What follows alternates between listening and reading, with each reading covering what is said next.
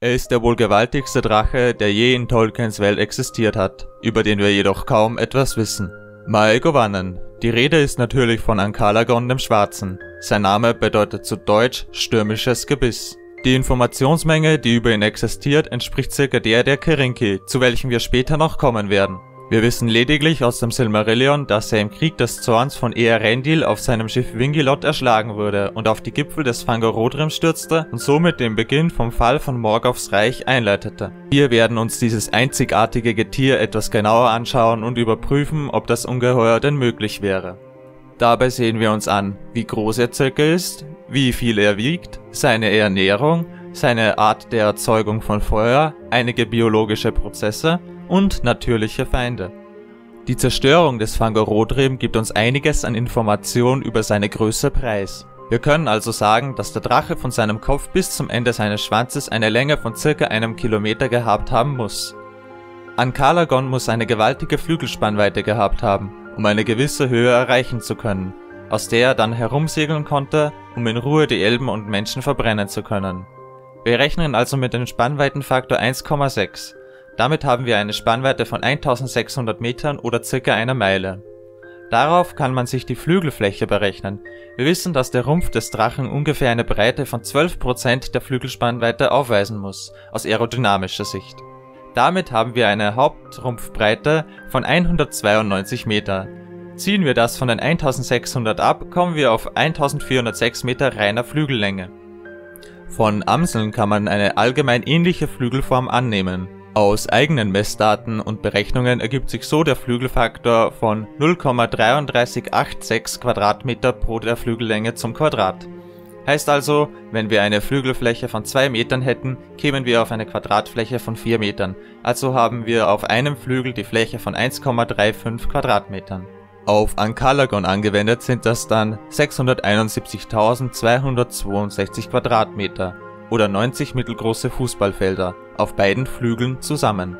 Durch den Luftwiderstand wäre der Kraftaufwand bei einem Flügelschlag deutlich zu hoch, um ihn mit normaler Muskulatur stemmen zu können. Aber natürlich ist der Drache ein magisches Wesen und hat eine Größe, wo diese unterzubringen wäre. Was schwieriger wird, ist die Masse der Flügel in der Bewegung. Die Knochen müssten eine gewaltige Dicke haben und die Spezifikationen von einer hochfesten Titanlegierung aufweisen. Kommen wir zu seiner Masse. Da man durchaus davon ausgehen kann, dass Drachenreptilien sehr ähnlich sind, nehmen wir eines der größten reptilienartigen fleischfressenden Lebewesen, die es jemals gab, den Tyrannosaurus Rex. Von dieser Art gibt es ein fast vollkommen erhaltenes Skelett namens Sioux, welches ca. 12,35 Meter lang ist und 5,85 Tonnen schwer war.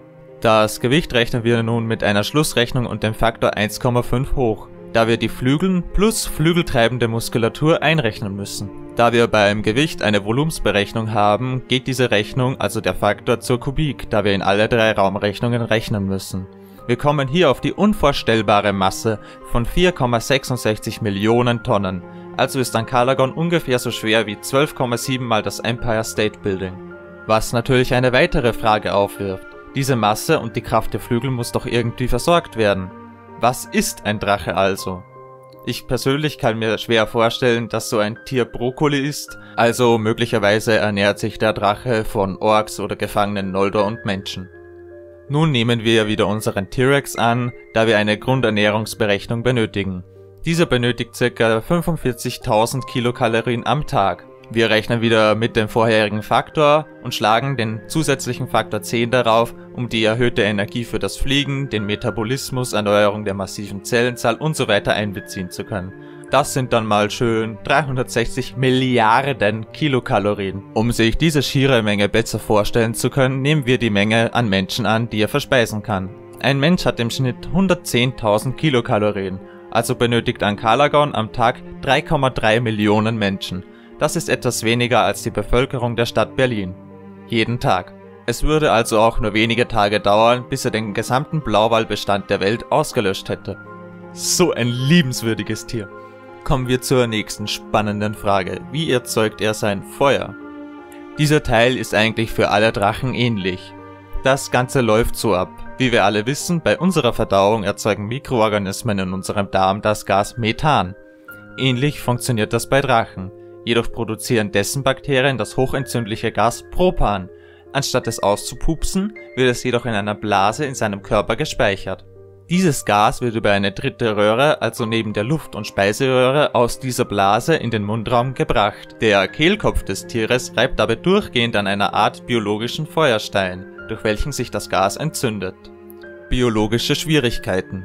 Die Sache, die wohl am kritischsten ist der Blutkreislauf von Ankalagon, denn die Maximalhöhe, von der Wasser angesaugt werden kann, ist ca. 10 Meter bei Normaldruck. Der Drache ist ja nicht nur gewaltig breit und lang, sondern auch sehr hoch. Meine Vermutung liegt deshalb darauf, dass er mehrere Herzen gehabt haben muss und für diese eine Art zweites Kleinhirn, welches nur für das Zusammenspiel dieser zuständig war. Ein weiteres Problem ist das Nervensystem, denn dicke Nervenfasern haben eine Maximalgeschwindigkeit von 100 Metern pro Sekunde. Heißt also, dass Ankalagon, wenn er seinen Schwanz zum Steuern wenden will, 10 Sekunden abwarten muss, bis sich die Richtung ändert. Dasselbe gilt dafür, wenn er verwundet wird. Es dauert eine halbe Ewigkeit, bis er erfährt, wo der Schmerz sitzt. Überhitzung. Sein Beiname, der Schwarze, kommt nicht von irgendwoher. Nein, seine gesamte Haut und Panzerung war extrem dunkel. Und wer sich im Sommer in ein dunkles Auto gesetzt hat, weiß, wie elendig es da drinnen werden kann. Nun stellt euch vor, ihr besteht aus dicken, schwarzen Panzerplatten und könnt euch wegen eurer Größe nicht irgendwo drunter verstecken. Deshalb wird Ankalagon zwischen seinen Panzerplatten gewaltige Lücken haben, durch welche kühlender Schweiß auf seine Panzerung gelangt. Diese sind jedoch gefährlich für ihn, denn er hat natürliche Feinde. Neben komischen Halbelben auf fliegenden Booten ist eine Art eine gewaltige Bedrohung für den Drachen. Diese Art war die numenorische Vogelart der Kerinki, welche aufgrund ihrer geringen Größe in die Kühlöffnungen fliegen konnten und durch ihren hochfrequenten Gesang einzelne Platten ablösen konnten. Der Kanal Mythen aus Mittelerde hat zu diesen wunderbaren Tieren auch ein Video gemacht. Schaut es euch unbedingt an. Natürlich waren auch die Adler eine Gefahr für den Drachen, jedoch waren diese nicht so grausam wie die heldenhaften Kerinki. Das war auch schon dieses Video. Ich hoffe, es hat euch gefallen. Nehmt das Ganze nicht zu ernst, achtet mal auf das Datum. Die Idee zu diesem Video ist in einer langen Nacht auf dem Herr der Ringe Discord Forum entstanden. Schaut dort unbedingt auch einmal vorbei. Ich würde mich über eine Bewertung freuen, abonniert den Kanal und habt noch einen wunderbaren Tag. Auf Wiedersehen.